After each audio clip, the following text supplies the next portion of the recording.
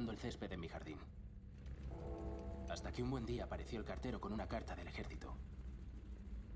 Y ahora estoy aquí, sin tener ni idea de dónde acabaré.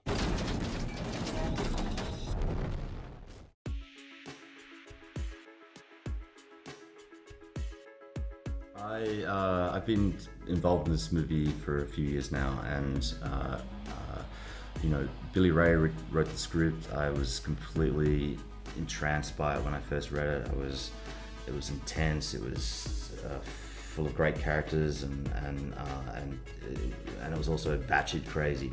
When I first read it, I was like, this is like a great adventure movie. It's like Indiana Jones on acid, right?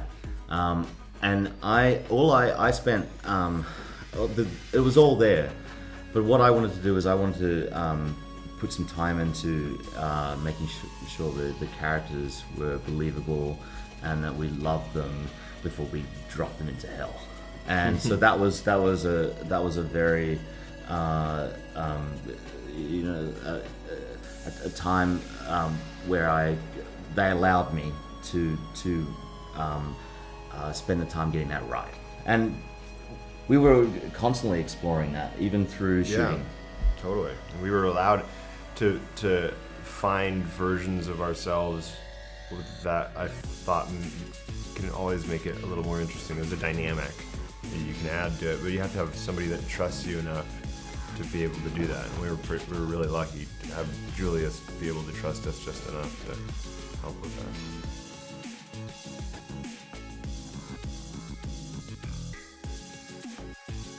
No, I on purpose didn't watch any more movies or characters like that because I feel like sometimes you can get sucked into trying to be someone else. That I'll never be whoever that is, you know. So I would watch documentaries, a bunch of war documentaries, and try and get a feeling for sort of what they were like. You know, just sort of what they were like in real life. But I didn't have anybody in particular in mind. I thought it would be a mistake to try and be somebody that had already been done. Yeah, I mean, you just become like like a regurgitation of something that already happened. Yeah.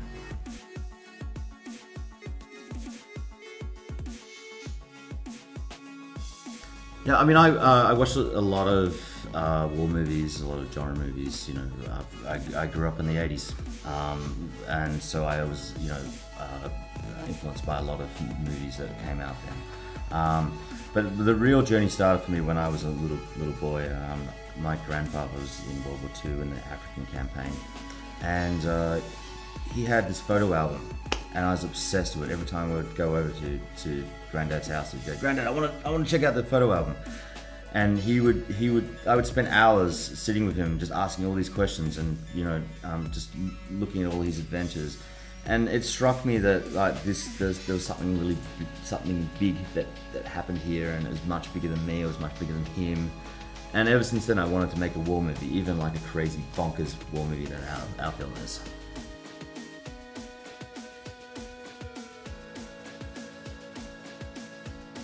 You gotta see it on a big screen.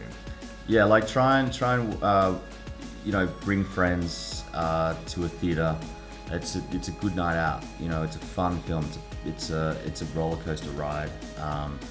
You know, if you're into you know, getting beat up a little, our films for you. Yeah, it's fun. You can watch movies on Netflix. You can watch movies on home on your TV. It's great.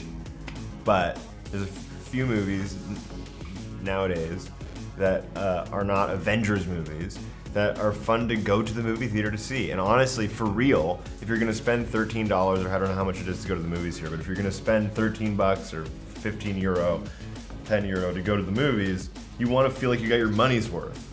And I swear to God to you, that you'll feel like you got your money's worth. Like you really will. And I think that's kind of fun to be able to say. Yeah, I mean, a big part of this movie is the sound design. And so, you know, it really, literally, you'll be in the seat, and it will rattle to your bones.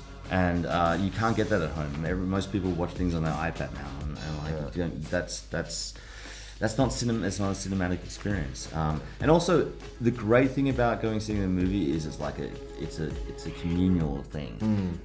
I really get off on going to a movie like this one, you know, where everyone's sort of feeding off each other. There's this kind of spirit. There's this energy you can't recreate when you're at home.